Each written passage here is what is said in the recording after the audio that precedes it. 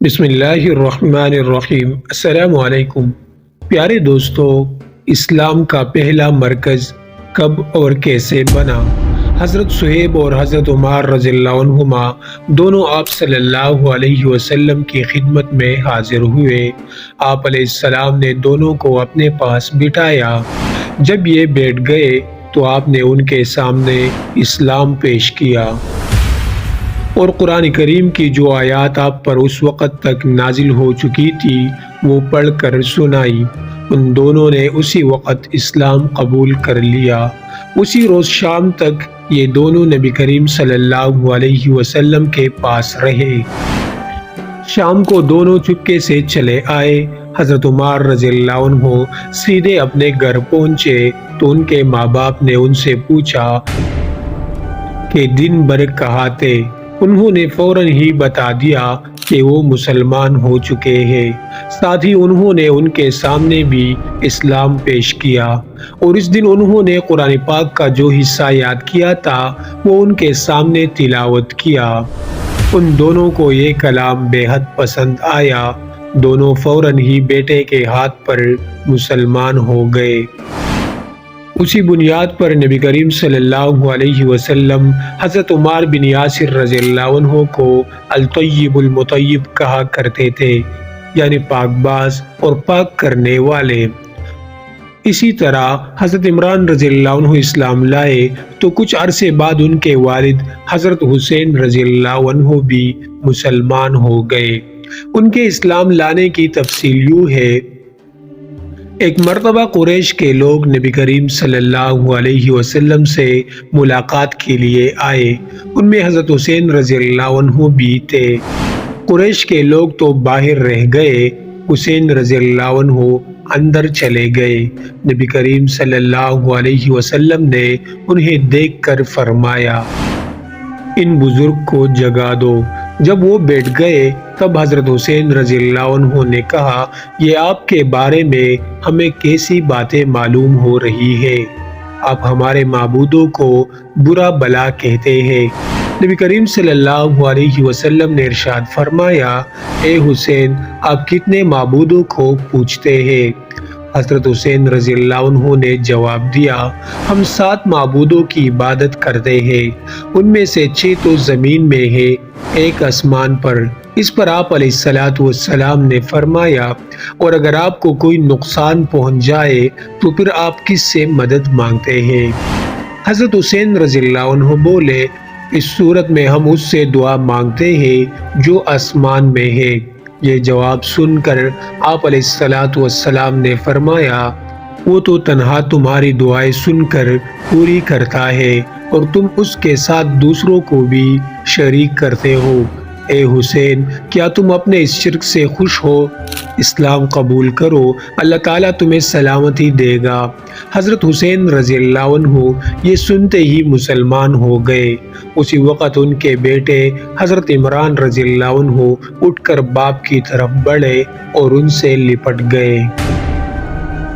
اس کے بعد حضرت حسین رضی اللہ عنہ نے واپس جانے کا ارادہ کیا تو آپ علیہ السلام نے اپنے صحابہ کرام رضی اللہ عنہم سے فرمایا انہیں ان کے گھر تک پہنچا کر آئے۔ حضرت حسین رضی اللہ عنہ جب دروازے سے باہر نکلے تو وہاں قریش کے لوگ موجود تھے۔ انہیں دیکھتے ہی بولے، لو، یہ بے دین ہو گیا۔ اس کے بعد وہ سب لوگ اپنے اپنے گھروں کو لوٹ گئے اور صحابہ کرام نے حضرت حسین رضی اللہ عنہ کو ان کے گھر تک پہنچایا۔ اسی طرح 3 سال تک نبی کریم صلی اللہ علیہ وسلم خفیہ طور پر تبلیغ کرتے رہے۔ اس دوران جو شخص بھی مسلمان ہوتا تھا وہ مکہ کی گھاٹیوں میں چھپ کر نمازیں ادا کرتا تھا۔ پھر ایک دن ایسا ہوا کہ حضرت سعد بن ابی وقاص رضی اللہ عنہ کچھ دوسرے صحابہ کے ساتھ مکہ کی ایک گھاٹی میں تھے کہ اچانک وہاں قریش کی ایک جماعت پہنچ گئی۔ اس وقت صحابہ نماز پڑھ رہے تھے۔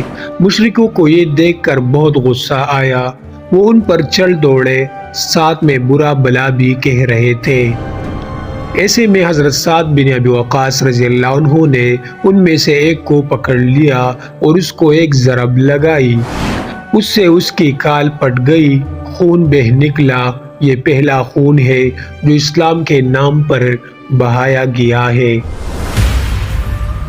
اب قریشی دشمنی پر اتر آئے۔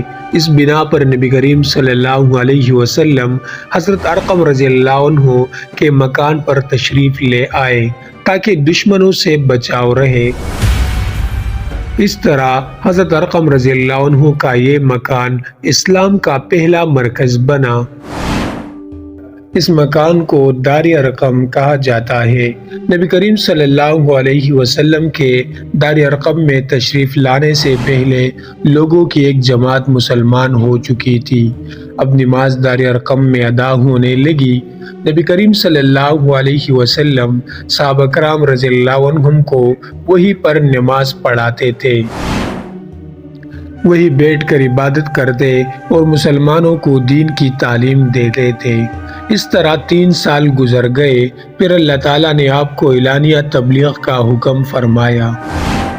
اعلانیہ تبلیغ کی ابتدا بھی دار ارقم سے ہوئی۔ پہلے آپ یہاں خفیہ طور پر دعوت دیتے رہے، یہاں تک کہ اللہ تعالیٰ نے سورہ شعراء میں آپ کو حکم فرمایا اور آپ اپنے نزدیک کے اہل خاندان کو ڈرائیے۔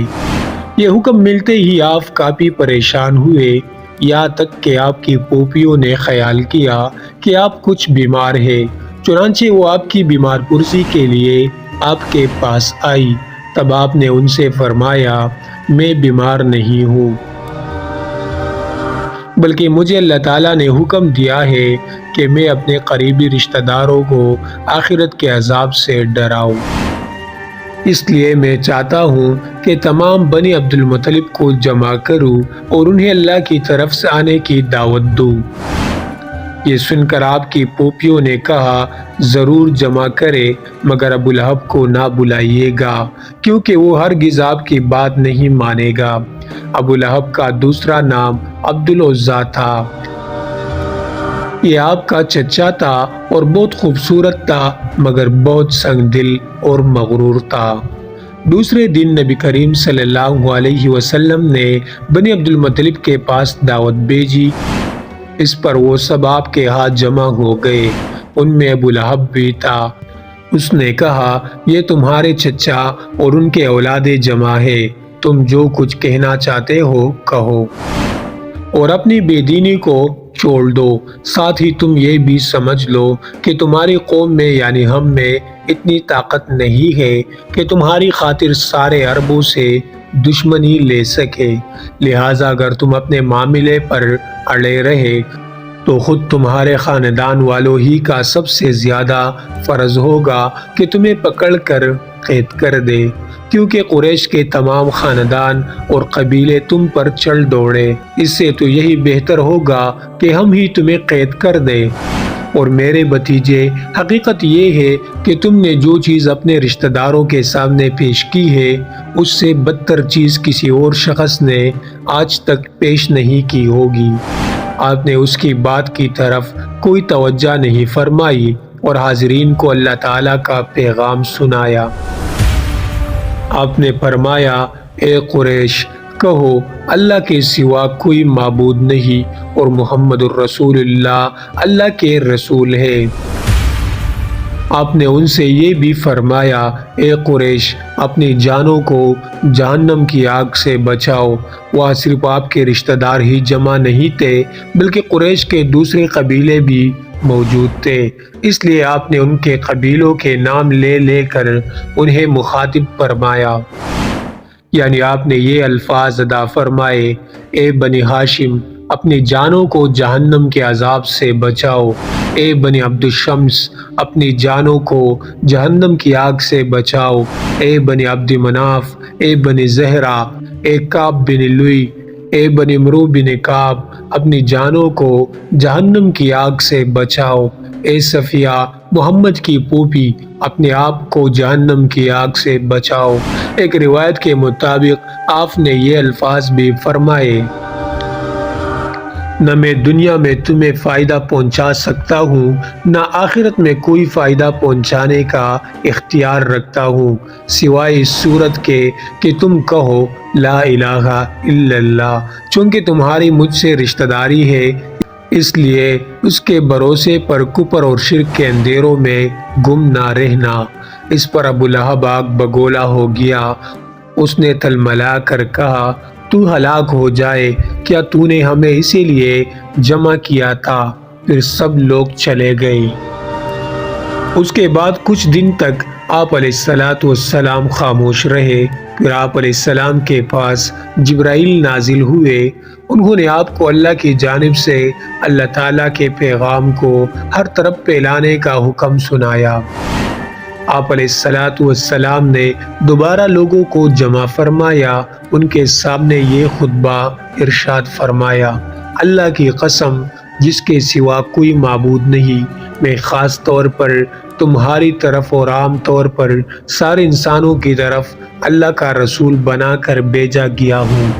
اللہ کی قسم تم جس طرح جاگتے ہو اسی طرح ایک دن حساب کتاب کے لیے دوبارہ جگائے جاؤ گے۔ پھر تم جو کچھ کر رہے ہو اس کا حساب تم سے لیا جائے گا۔ اچھائی اور نیک اعمال کے بدلے میں تمہیں اچھا بدلہ ملے گا اور برائی کا بدلہ برا ملے گا۔ وہ بلا شبہ ہمیشہ ہمیشہ کے لیے جنت ہے یا ہمیشہ ہمیشہ کے لیے جہنم ہے۔ اللہ کی قسم اے بنی عبد المطلب، میرے علم میں ایسا کوئی نوجوان نہیں جو اپنی قوم کے لیے اس سے بہتر اور اعلیٰ کوئی چیز لے کر آیا ہو۔ میں تمہارے واسطے دنیا اور آخرت کی بھلائی لے کر آیا ہوں۔ آپ صلی اللہ علیہ وسلم کے اس خطبے کو سن کر ابو لہب نے سخت ترین انداز میں کہا، اے بنی عبد المطلب، اللہ کی قسم یہ ایک فتنہ ہے۔ اس سے پہلے کہ کوئی دوسرا اس پر ہاتھ ڈالے، بہتر یہ ہے کہ تم ہی اس پر قابو پالو۔ یہ معاملہ ایسا ہے کہ اگر تم اس کی بات سن کر مسلمان ہو جاتے ہو تو یہ تمہارے لیے ذلت و رسوائی کی بات ہوگی۔ اگر تم اسے دوسرے دشمنوں سے بچانے کی کرو گے تو تم خود قتل ہو جاؤ گے۔ اس کے جواب میں اس کی بہن یعنی نبی اکرم صلی اللہ علیہ وسلم کی پھوپھی صفیہ رضی اللہ عنہا نے کہا، بھائی کیا اپنے بھتیجے کو اس طرح رسوا کرنا تمہارے لیے مناسب ہے؟ اور پھر اللہ کی قسم بڑے بڑے عالم یہ خبر دیتے آ رہے ہیں کہ عبد المطلب کے خاندان میں سے ایک نبی ظاہر ہونے والے ہیں، لہٰذا میں تو کہتی ہوں یہی وہ نبی ہے۔ ابو لہب کو یہ سن کر غصہ آیا اور بولا، اللہ کی قسم یہ بالکل بکواس اور گھروں میں بیٹھنے والی عورتوں کی باتیں ہیں۔ جب قریش کے خاندان ہم پر چڑھائی کرنے آئیں گے اور سارے عرب ان کا ساتھ دیں گے تو ان کے مقابلے میں ہمارے کیا چلے گی؟ خدا کی قسم ان کے لیے ہم ایک تر نوالے کی حیثیت ہوں گے۔ اس پر ابو لہب بول اٹھے، اللہ کی قسم جب تک ہماری جان میں جان ہے ہم ان کی حفاظت کریں گے۔ اب نبی کریم صلی اللہ علیہ وسلم صفا پہاڑی پر چڑھ گئے اور تمام قریش کو اسلام کی دعوت دی۔ ان سب سے فرمایا، اے قریش، اگر میں تم سے یہ کہوں کہ اس پہاڑ کے پیچھے سے ایک لشکر آ رہا ہے اور وہ تم پر حملہ کرنا چاہتا ہے تو کیا تم مجھے جھوٹا خیال کرو گے؟ سب نے ایک زبان ہو کر کہا، نہیں، اس لیے کہ ہم نے آپ کو آج تک جھوٹ بولتے ہوئے نہیں سنا۔ اب آپ نے فرمایا، اے گروہ قریش، اپنی جانوں کو جہنم سے بچاؤ، اس لیے کہ میں اللہ تعالیٰ کے ہاں تمہارے لیے کچھ نہیں کر سکوں گا۔ میں تمہیں اس زبردست عذاب سے صاف ڈرا رہا ہوں جو تمہارے سامنے ہے۔ میں تم لوگوں کو دو کلمے کہنے کی دعوت دیتا ہوں جو زبان سے کہنے میں بہت ہلکے ہیں لیکن ترازو میں بے حد وزن والے ہیں۔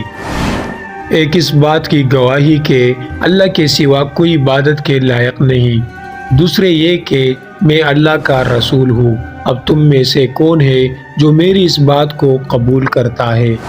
آپ کے خاموش ہونے پر ان میں سے کوئی نہ بولا تو آپ نے اپنی بات پھر دہرائی۔ پھر آپ نے تیسری بار اپنی بات دہرائی مگر اس بار بھی سب خاموش کھڑے رہے۔ اتنا ہوا کہ سب نے آپ کی بات خاموشی سے سن لی اور واپس چلے گئے۔ ایک دن قریش کے لوگ مسجد حرام میں جمع تھے، بتوں کو سجدے کر رہے تھے۔